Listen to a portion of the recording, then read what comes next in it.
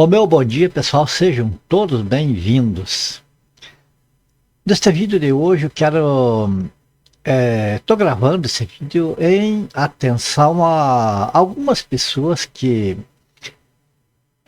me perguntaram assim o motivo por que eu deixei a igreja denominacional, a igreja evangélica.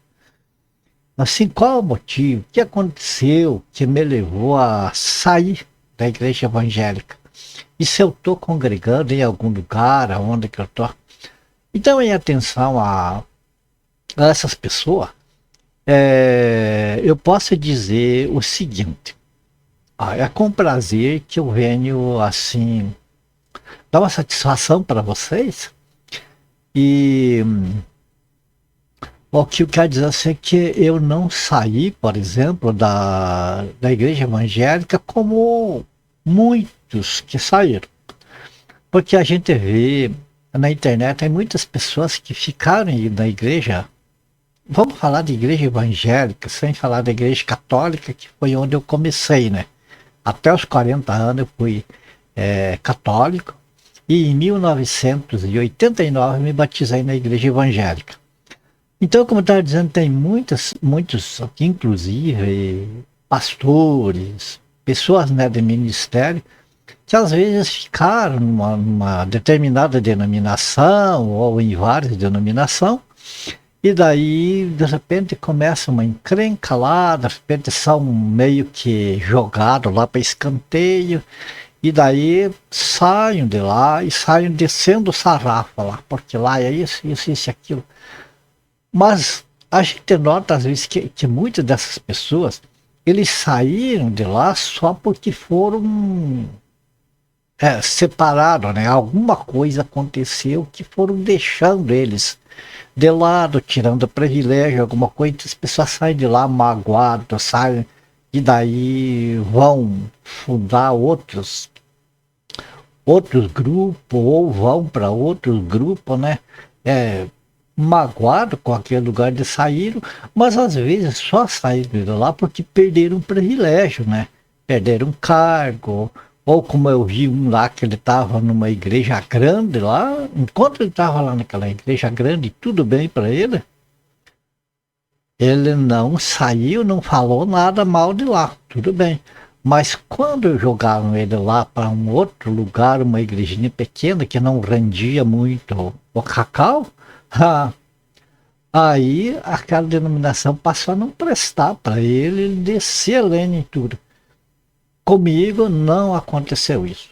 Eu tenho prazer, amados, em explicar isso para vocês, porque eu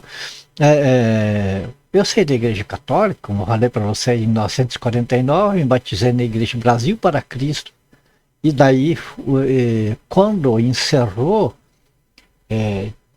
dissolveu, teve um problema lá, dissolveram, né, a congregação perto aqui onde eu moro, eu passei a congregar na Assembleia de Deus.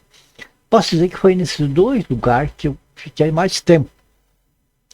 E eu não tenho assim o que me queixar em termos de pessoas, de amizade, de coisas assim. Para mim toda a vida foi ótimo.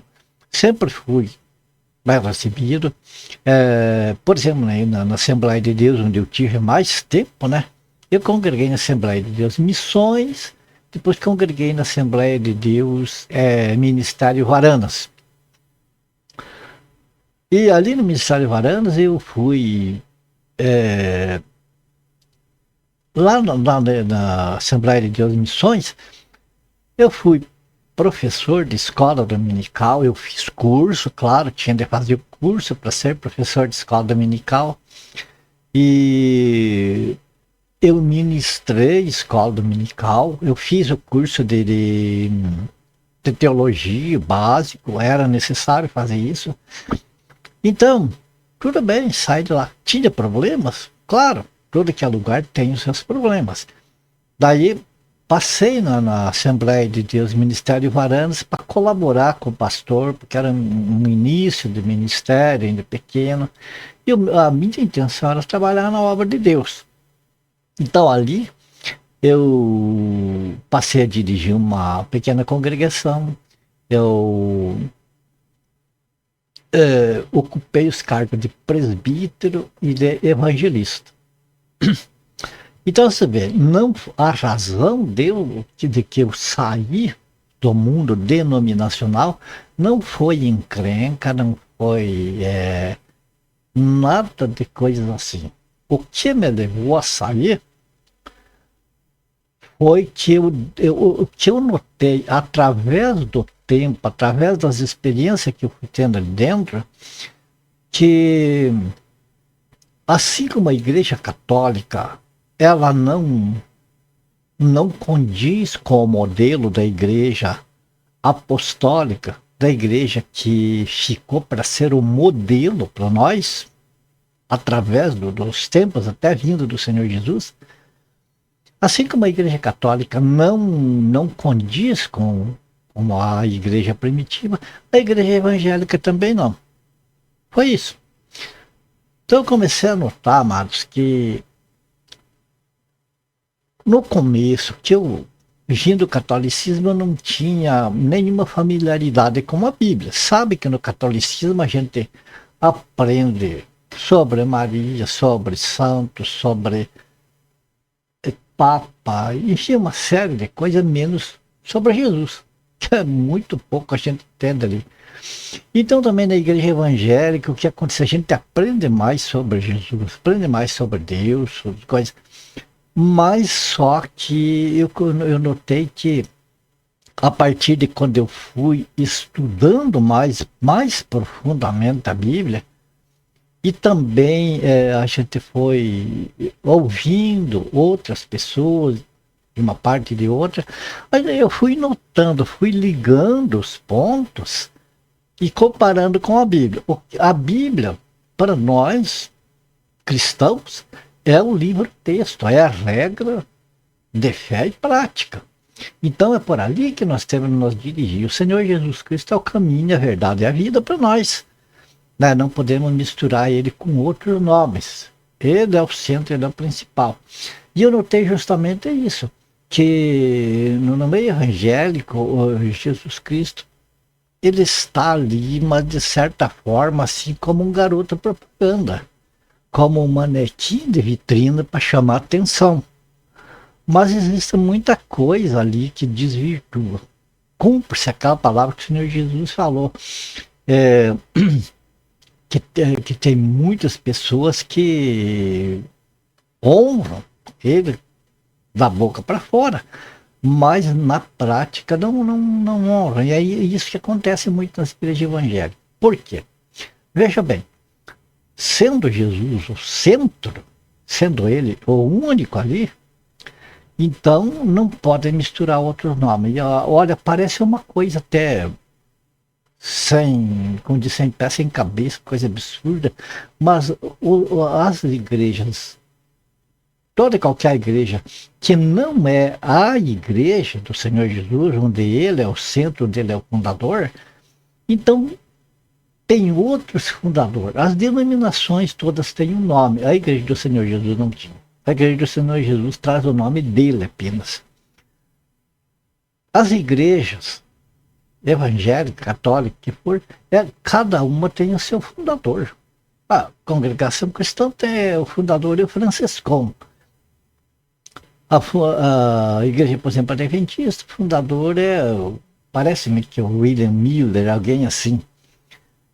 E assim por diante, todas têm os seus fundadores. É o R. Soares na Igreja da Graça, é o Edir Macedo na Igreja Universal do Reino de Deus, e por aí afora.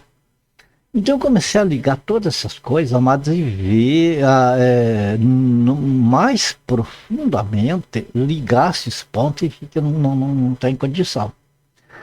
Sem contar os escândalos que dá, não falo do que acontece ali, como chamo de membros de banco, né?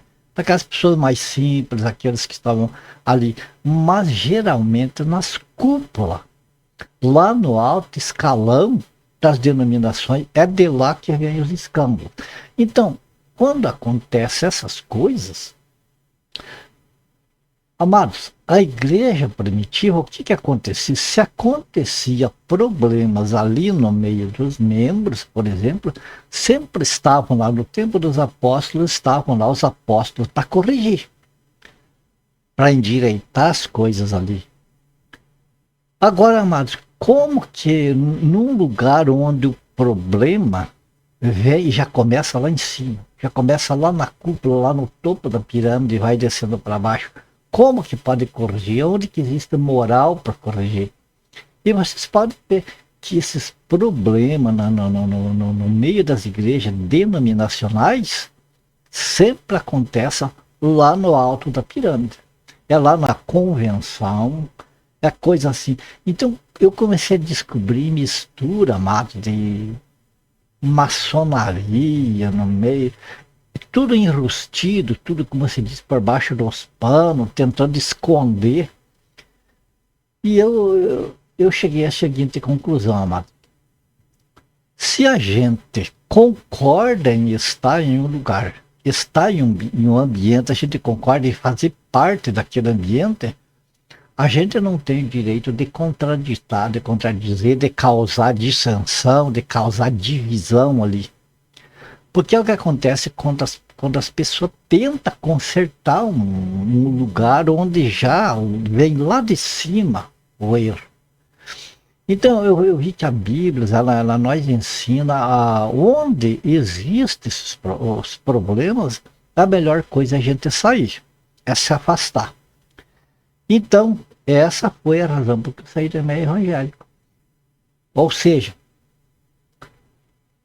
qualquer igreja que tem um nome que identifique ela, que não seja o Senhor Jesus, essa igreja, ela não condiz com a igreja apostólica.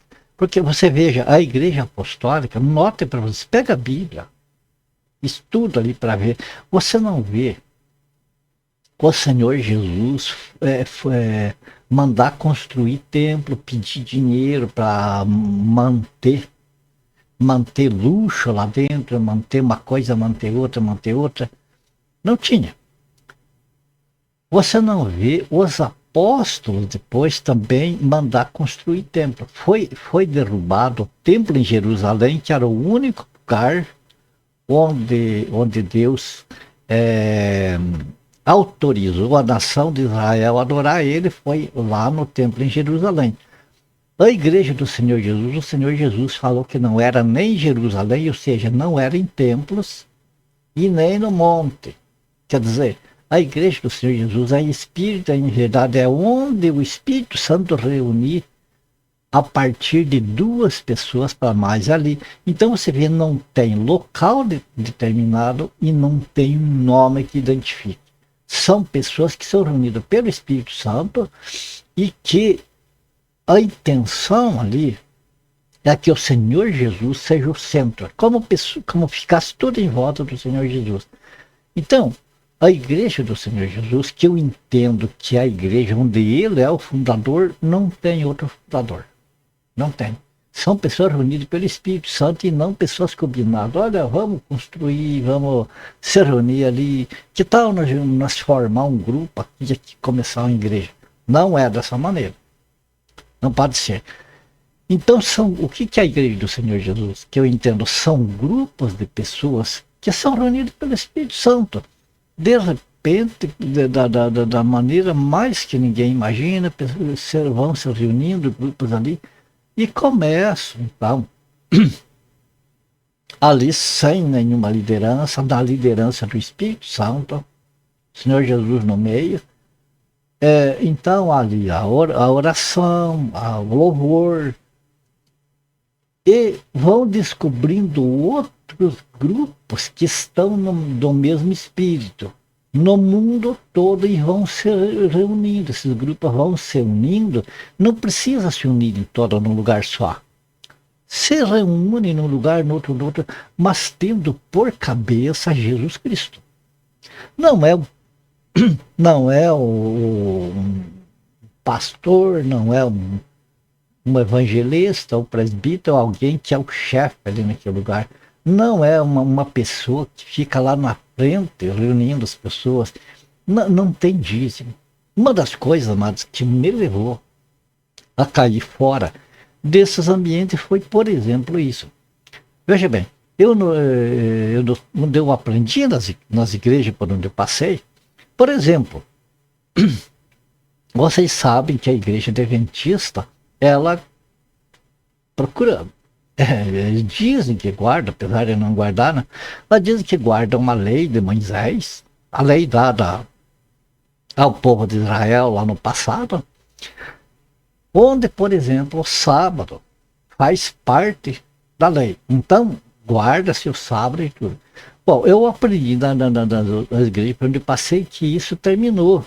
Então, há uma divisão na Bíblia, no Antigo Testamento, no Novo Testamento. E hoje a gente sabe que na Bíblia existem muitas divisões. Não é só o Antigo Testamento, o Novo Testamento. Existe a divisão de Novo Testamento, Antigo Testamento, lei, graça, a Nova Aliança, Antiga Aliança. Então são várias divisões que a gente tem de estudar, tem de respeitar para poder entender, para poder ser um cristão autêntico. E nas denominações existe muito interesse por trás disso, que daí mistura. Pega o que convém do Antigo Testamento, joga na igreja, pega o que convém da lei, joga na igreja, e ali vai fazendo, me desculpe a expressão, vai formando um balaio de gato. Então não pode ser um ambiente onde Jesus está ali.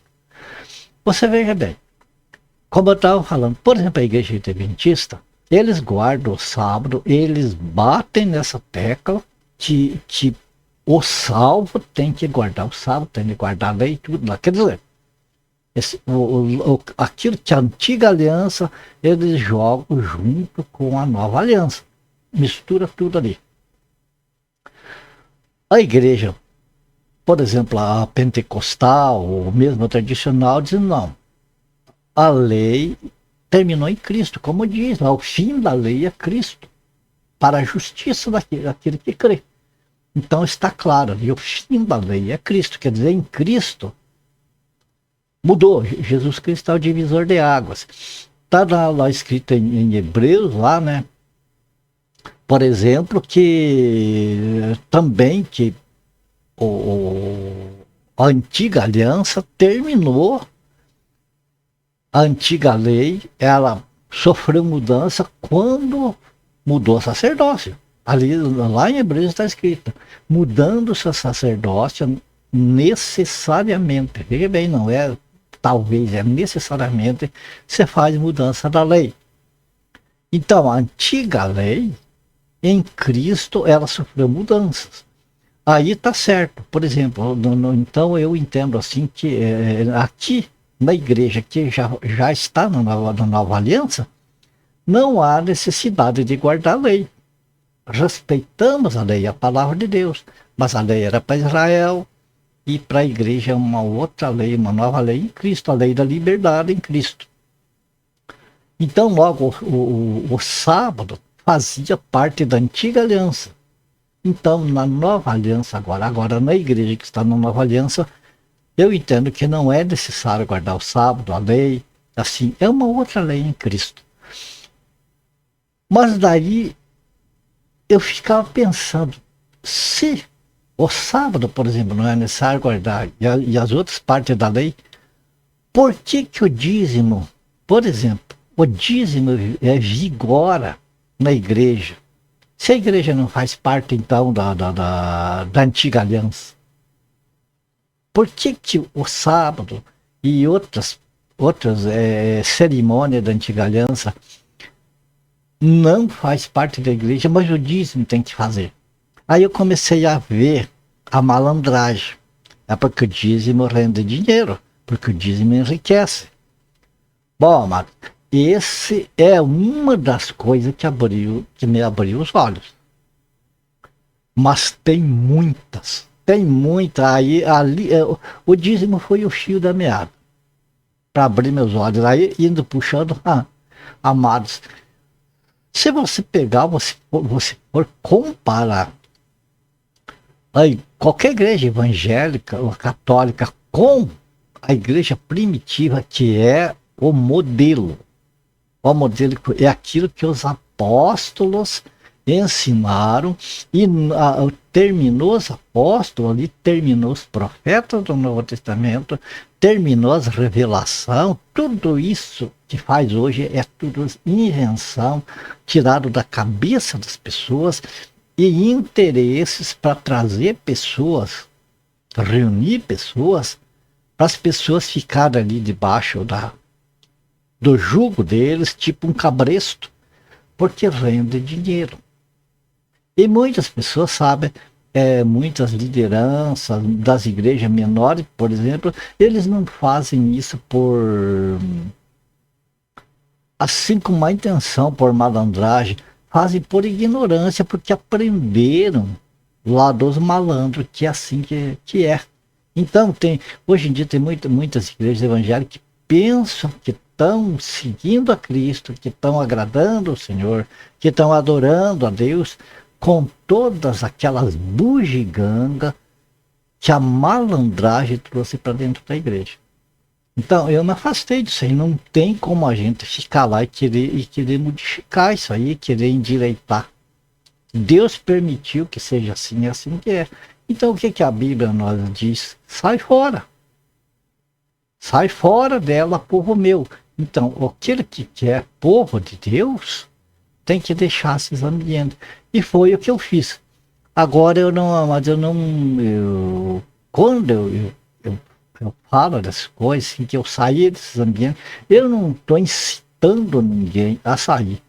Porque assim como eu, amado, eu entendo que foi o Espírito Santo que me orientou, que me abriu os olhos, através de conversando com pessoas comprometidas com o Evangelho e buscando nas Escrituras a verdade, a realidade, com o coração sincero para com o Senhor, eu entendi isso. E assim também é preciso que as pessoas vão dizer que estão lá, que têm chamado do Senhor, no devido tempo vão ouvir a voz do Senhor Jesus e vão entender. Certo?